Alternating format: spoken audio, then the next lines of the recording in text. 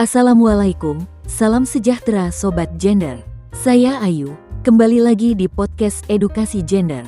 Dan saya Mada, senang bisa ngobrol lagi bareng Sobat Gender semua. Kita sudah sampai di episode ke-6.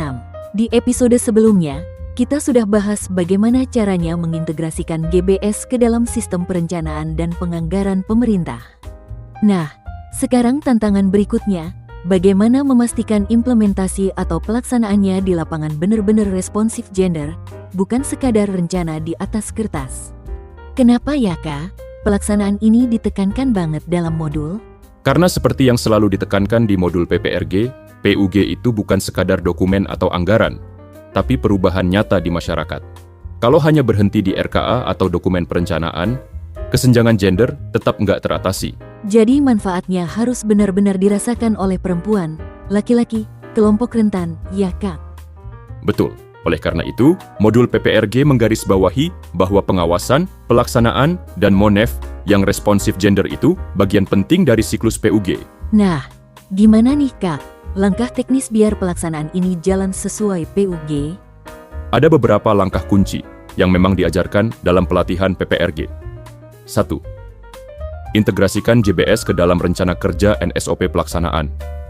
Jadi bukan cuma di RKPD atau Renstra, tapi juga di level rencana kerja OPD, SOP pelaksanaan kegiatan, dan petunjuk teknis. Contoh, bila GBS menargetkan peningkatan akses perempuan kepala keluarga ke pelatihan keterampilan, maka SOP pelatihan harus menjamin akses ini. 2. Penguatan kapasitas pelaksana. Modul menekankan pentingnya pelatihan berkelanjutan bagi pelaksana di lapangan. Supaya mereka paham apa itu responsif gender, bagaimana memperlakukan peserta secara adil, dan bagaimana menangani kendala lapangan. 3. Penyusunan indikator and MONEF responsif gender. Indikator bukan hanya output, tapi juga outcome sensitive gender. Contoh, berapa persen perempuan dan laki-laki yang mendapatkan manfaat program?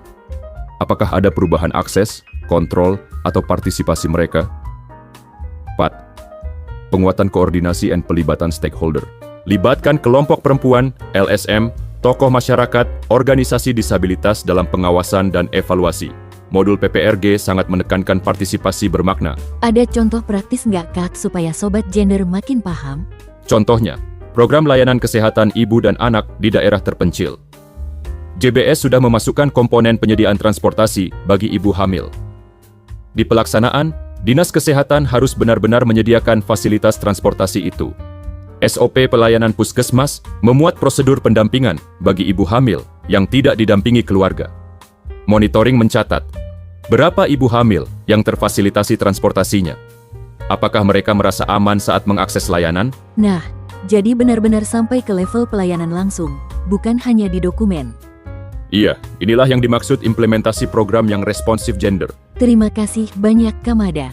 Jadi Sobat Gender, ingat ya, integrasi ke SOP dan pelaksanaan. Penguatan kapasitas pelaksana, monitoring dan evaluasi responsif gender, pelibatan stakeholder. Betul, supaya kerja keras dari GAP dan GBS benar-benar berdampak di masyarakat. Oke, di episode berikutnya kita akan bahas bagaimana melakukan monitoring dan evaluasi program yang responsif gender. Sampai jumpa di episode 7. Salam Gender.